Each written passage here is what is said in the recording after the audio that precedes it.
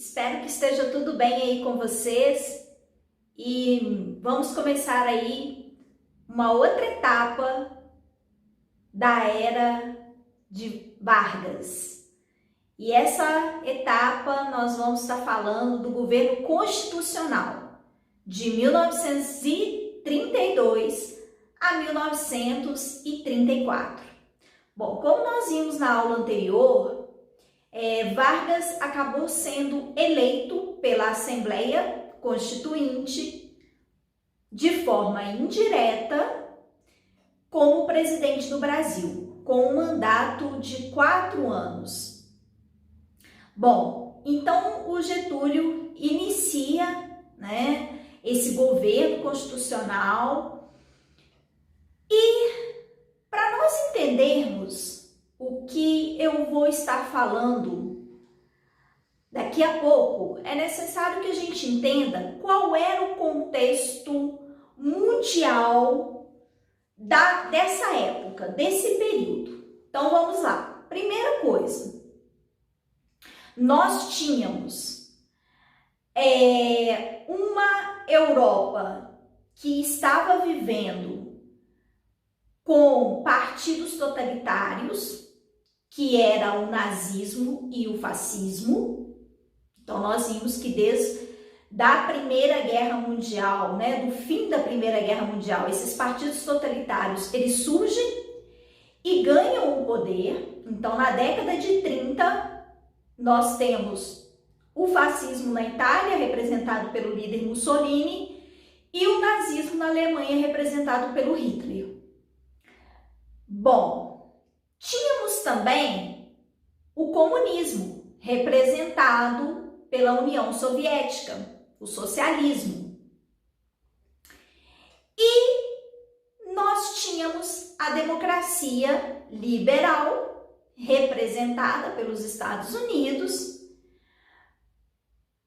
porém, os Estados Unidos que passou por uma crise em 1929, a quebra da Bolsa de Valores, o que gerou uma crise não só nos Estados Unidos, mas como uma crise no mundo inteiro.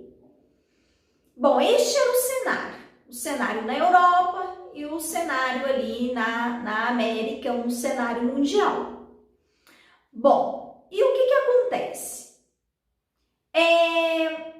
Entre essa democracia representada pelos Estados Unidos, mas agora abalada pela crise de 1929, nós temos aí, no cargo presidencial dos Estados Unidos, o Roosevelt.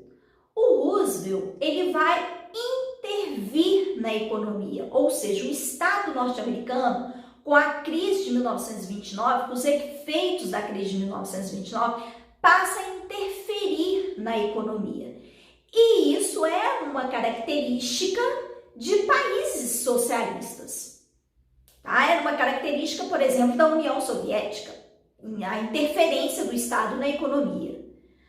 Então, essa democracia, essa democracia liberal, ela sofreu um abalo, porque agora eu tenho essa intervenção do Estado nas questões econômicas, para tirar os Estados Unidos daquele atoleiro que ele vivia, pós 1929.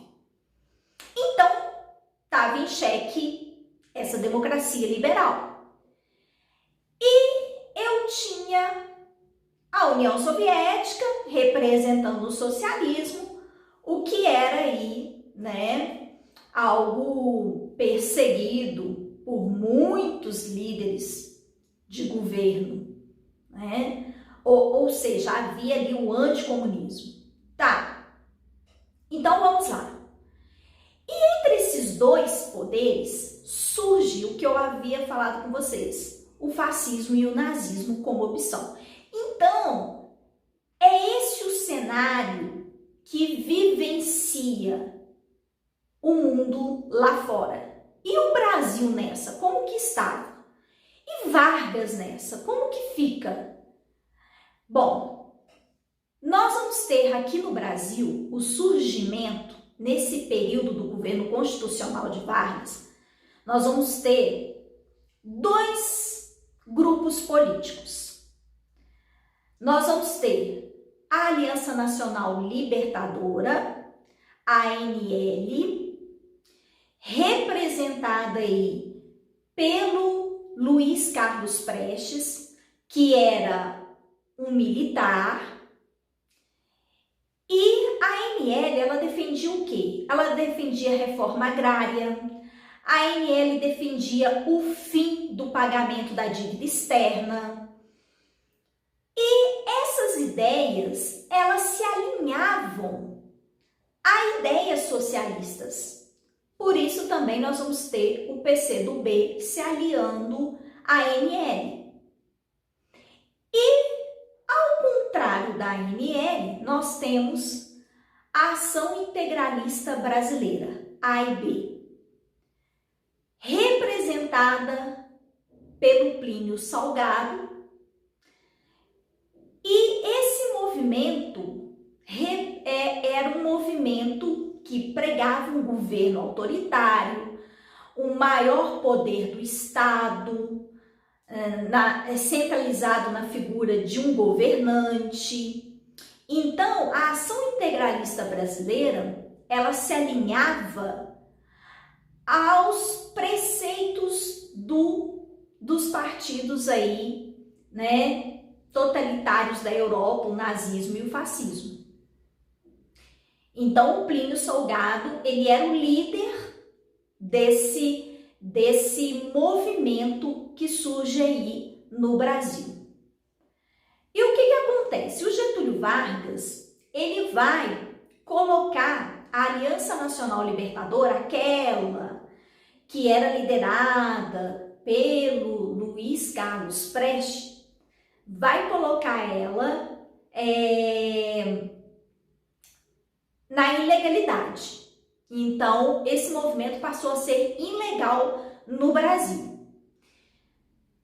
E com isso, o que acontece? A ANL, ela começa a organizar, depois dessa ilegalidade, ela começa a organizar um movimento maior. E ela tinha o apoio de militares também. Então, o Luiz Carlos Prestes, ele vai para fora do Brasil para poder aprender, né, táticas de guerrilha, porque a ideia era fazer uma revolução no Brasil, era tomar o poder no Brasil, né? Era fazer a revolução dos trabalhadores. E Moscou, né, começa a apoiar os movimentos da ANL, aliás, começa a treinar, inclusive, né, o Luiz Carlos Prestes.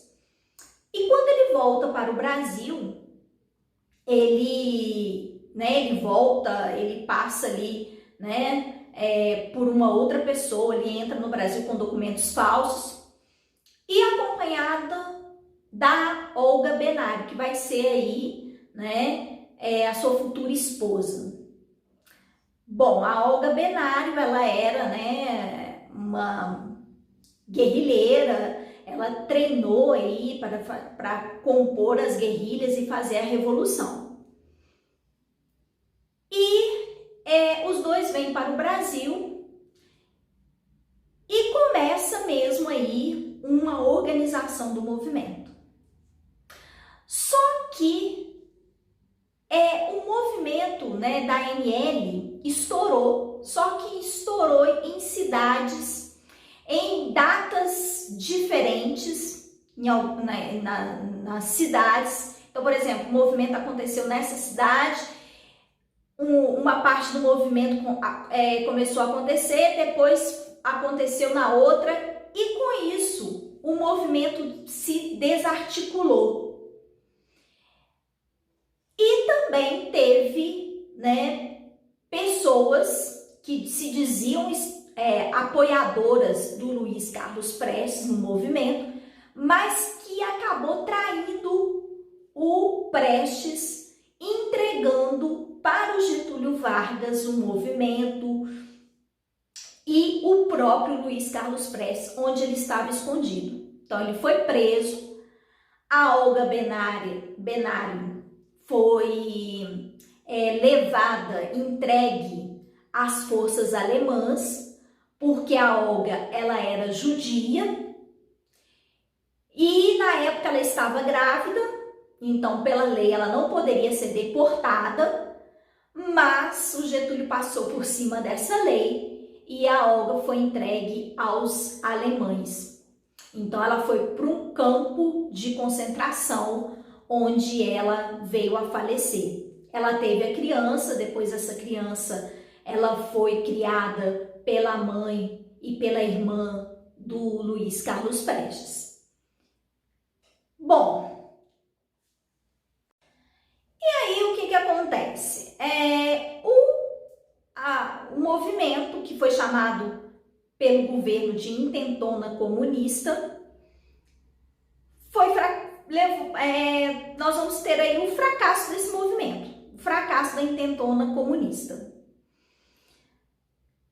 Bom, o Getúlio Vargas, ele iria governar por 4 anos e em 1938 nós teríamos aí novas eleições. Essas eleições seriam eleições diretas e estava tudo programado. Aliás, o Getúlio Vargas, em 1937, já estava ali apoiando um determinado candidato, mas o Getúlio Vargas ele tinha uma carta na manga, porque a intenção dele não era deixar o governo.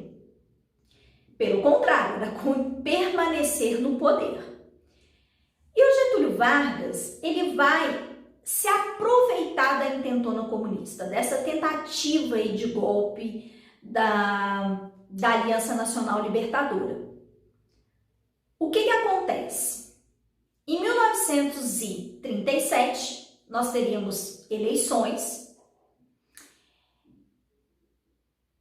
só que o Getúlio Vargas, ele vai anunciar que o Brasil estava passando por mais uma tentativa de um golpe comunista que ele vai chamar de Plano Collor. Então, segundo ele, os comunistas estavam se preparando para tomar o poder no Brasil.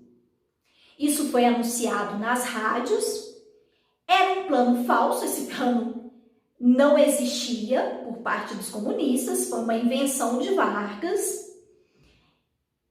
mas que foi o suficiente para ele decretar o Brasil em estado de sítio.